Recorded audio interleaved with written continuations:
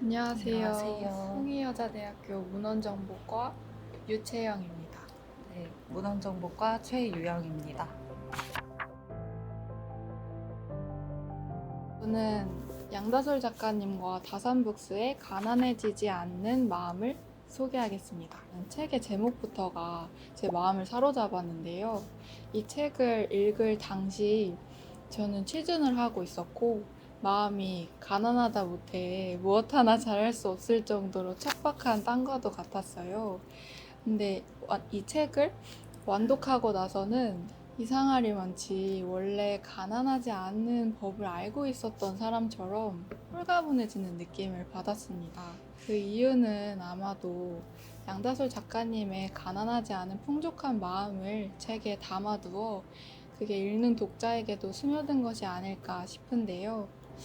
절벽에서 보이는 풍경은 오늘도 아름답고 나는 시간이 갈수록 정말 이상하게도 전혀 가난해지지 않는다 라는 구절이 제게도 실현된 셈인 거죠. 어느 날 갑자기 누군가 작가님의 SNS로 보낸 메시지와 함께 책은 시작합니다. 어떻게 그렇게 행복한지, 성공에 연연하지 않을 수 있는지, 어찌 그리도 용감한지를 묻죠. 그 메시지를 받은 작가님은 이 사람 정말 진심인가? 나에게 보낸 게 맞나? 싶어 답장을 하지 않을까 고민을 하다가 답장을 안 하는 것도 본인이 너무 멋져서 그런 거라 오해를 할까봐 질문보다 더 긴 답장을 보냅니다.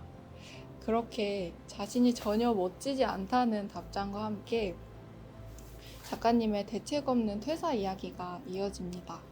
그렇게 아무런 대책 없이도 전혀 가난해지지가 않는 마음을 바라보며 10대의 행자가 된 그녀의 엄청난 이야기가 뒤따라 펼쳐집니다. 작가님이 겪은 일은 겉보기엔 엄청나지만 그 속의 갈등을 바라보면 되레 친숙함이 느껴지는데요. 마음이 상하고 그래도 용서하고 또 그리워하는 일련의 감정은 공감할 수밖에 없는 지점을 만들어내죠. 이 책을 한 줄로 소개한다면 자조와 해악이 넘치지만 조금도 우습지 않다.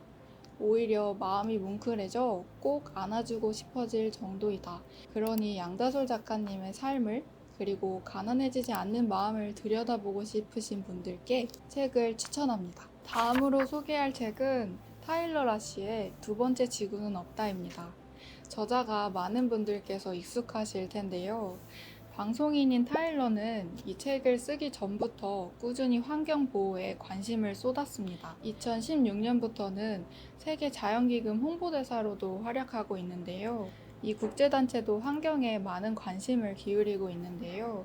지금 소개할 책의 주된 이야기도 바로 그 환경과 관련되어 있습니다. 여러분도 지구가 죽어가고 있는 이 현실이 우리 생활과 밀접한 관계를 맺고 있다는 걸 잘 알고 계시죠? 지구 보호를 위해 애쓰고 있는 누군가의 마음을 고이 잘 담고 있어 추천합니다. 책의 종이는 친환경 콩기름 잉크를 사용해 인쇄되었고 표지와 본문에는 FSC 인증 종이를 사용했습니다. 우리는 한 해 동안 지구가 생산할 수 있는 자원의 양보다 훨씬 많은 양을 소비합니다. 지구가 줄 수 있는 양이 1이라면 우리는 매년 1.75를 사용합니다. 그 부족분을 지구로부터 앞당겨 빌려서 사용하고 있는 셈이죠. 안타까운 사실은 지구는 단 하나뿐이라는 것입니다. 그래서 자원을 전부 소진한다면, 지구가 더 이상 빌려줄 수 없다면 우리는 살아갈 곳을 잃어버립니다. 책 제목대로 두 번째 지구는 없으니까요. 이 지구에 살아가는 사람이라면 한 번쯤 펼쳐볼 가치가 있는 책입니다.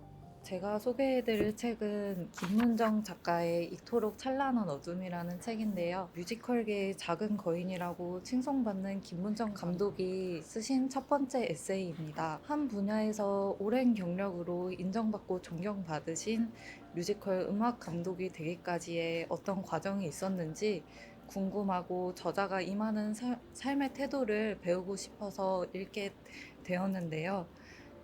이 책의 제목인 이토록 찬란한 어둠은 저자가 주로 있는 무대 아래 좁고 어두운 공간인 오케스트라 피트를 의미합니다.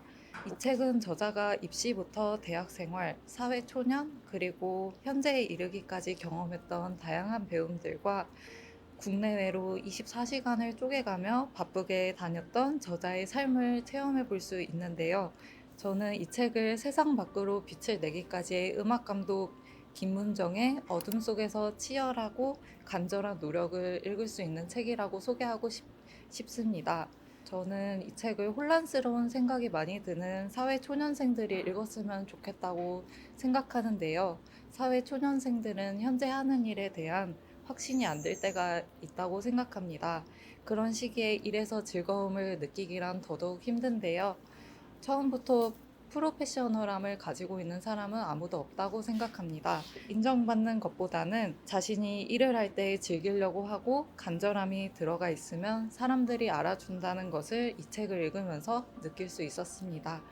이 책이 따스한 위로를 건네주는 건 아니지만 저자 또한 실패와 좌절, 위기를 극복하고 현재 위치에 왔다는 사실로 위안을 얻을 수 있는 책일 것 같습니다.